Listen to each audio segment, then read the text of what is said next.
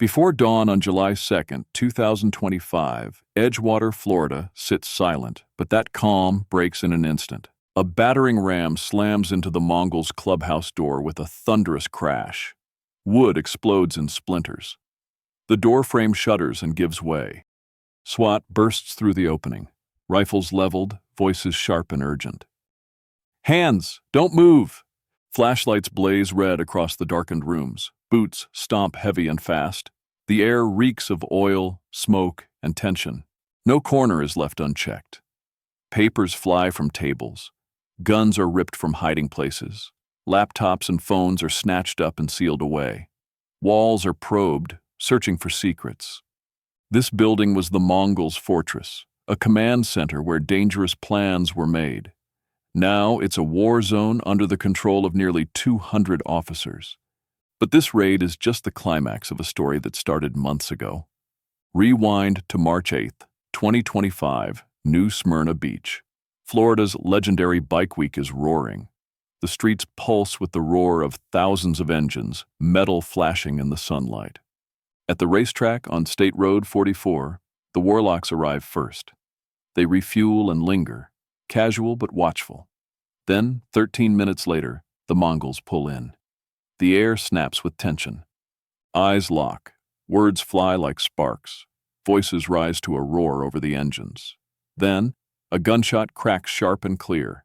Two men drop to the ground, bleeding but alive. Panic explodes. Families dive for cover. Parents snatch children from harm's way. Cars are abandoned, doors swinging open in chaos.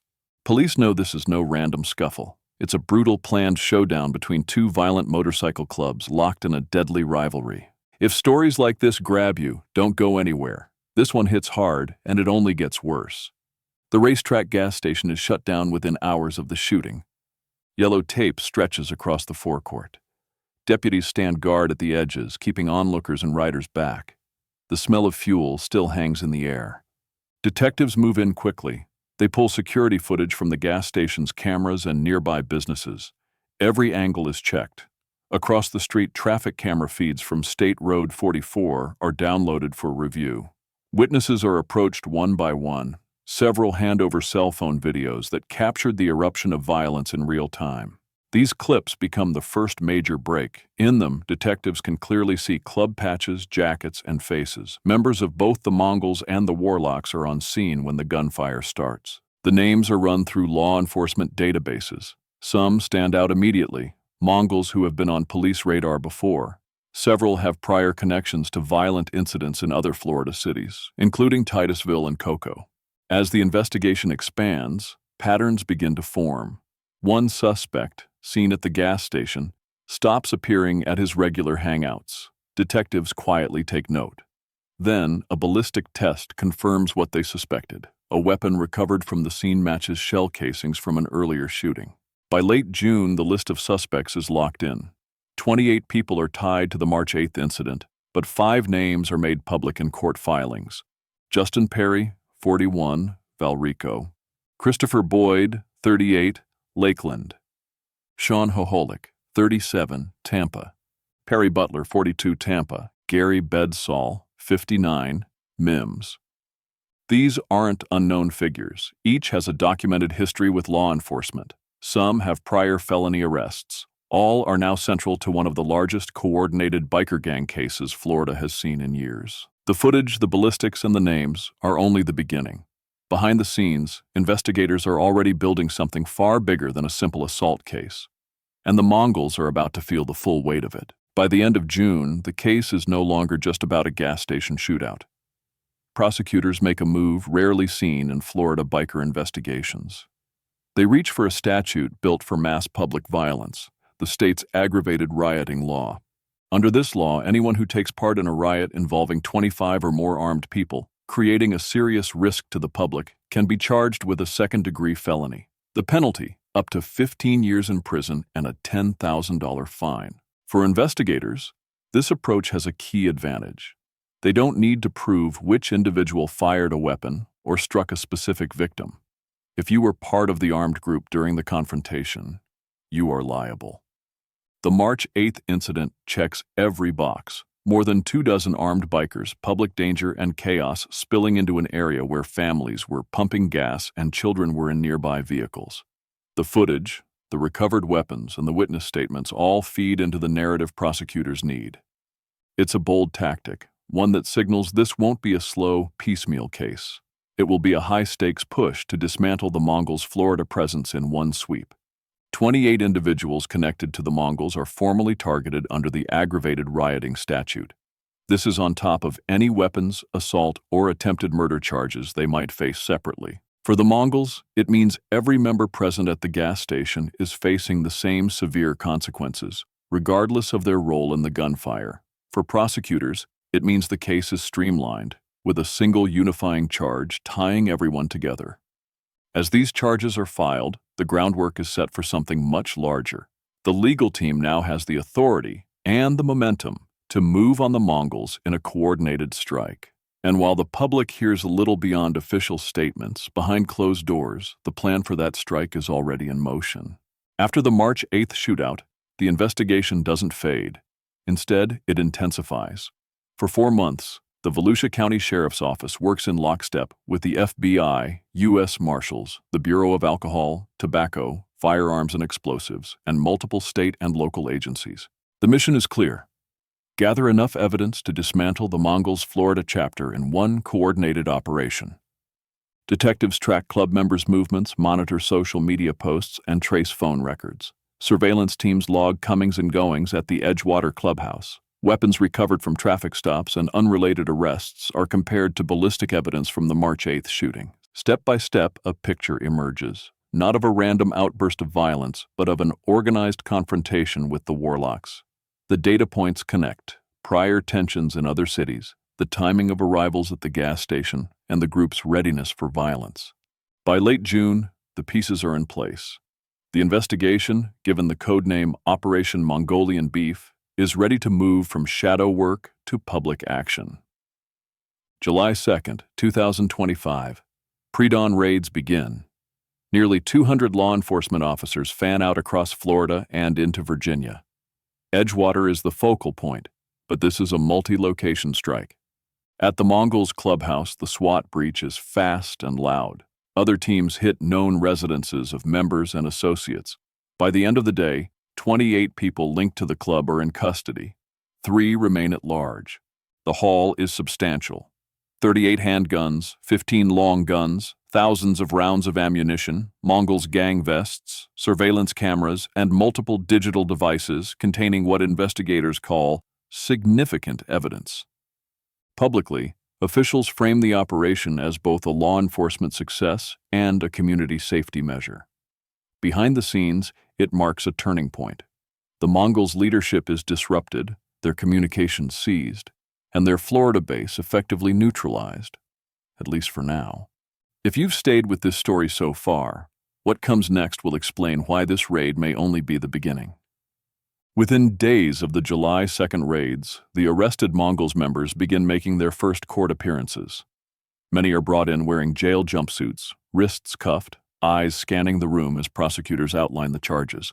Each faces Florida's Aggravated rioting statute, a law that carries up to 15 years in prison and a $10,000 fine. Prosecutors emphasize that under this statute, it doesn't matter who pulled the trigger during the March 8th shootout. The law allows conviction if the defendant knowingly participated in a violent assembly of 25 or more armed people that endangered the public. Bail hearings become tense. Defense attorneys argue that many of the accused were simply present and that their client's club membership is not proof of active participation in the violence. Prosecutors counter with surveillance footage, witness accounts, and forensic evidence. In some cases, bond is denied entirely. In others, it is set high enough to keep defendants in custody. As the cases progress, more details from the investigation are made public. Search warrant affidavits reveal that law enforcement seized firearms later matched to shell casings recovered at the gas station scene. Digital evidence, including group messages and location data from seized phones, suggests coordinated movement by Mongols members that day. The legal strategy from the state is clear. Present the incident not as an isolated street fight, but as part of an ongoing pattern of violence between the Mongols and the Warlocks in Florida. By framing it as a gang-related public safety threat, prosecutors hope to convince juries that the aggravated rioting law is the right tool for the job. As hearings continue, 3 suspects remain at large. Their names circulate among law enforcement bulletins, and warrants are active in multiple counties. Authorities are confident they will be located, but their absence leaves an open thread in the case. In the weeks after the raids, the weight of the case begins to settle on Florida's biker community. The Mongols Florida chapter is fractured. Some members are in jail, some out on bond, and 3 remain on the run. Law enforcement agencies coordinate across county lines, sharing tips and surveillance leads on the fugitives. Their faces appear on wanted bulletins and in digital alerts sent to police units statewide. The FBI and U.S. Marshals offer support, using specialized fugitive task forces to track movements. For the Warlocks, the March 8th shootout is both a warning and a rallying point. Law enforcement keeps close watch on their gatherings, determined to prevent a retaliatory strike that could set off another public firefight. Meanwhile, investigators keep combing through the mountain of evidence seized during the July 2nd raids. Forensic labs process ballistic matches, DNA swabs, and fingerprints. Digital forensics teams dig through seized phones, laptops, and external drives, looking for communications that could strengthen the case. The public response is divided. Some residents feel safer knowing the Mongols clubhouse is shut down and dozens of arrests have been made. Others worry the violence will simply move elsewhere.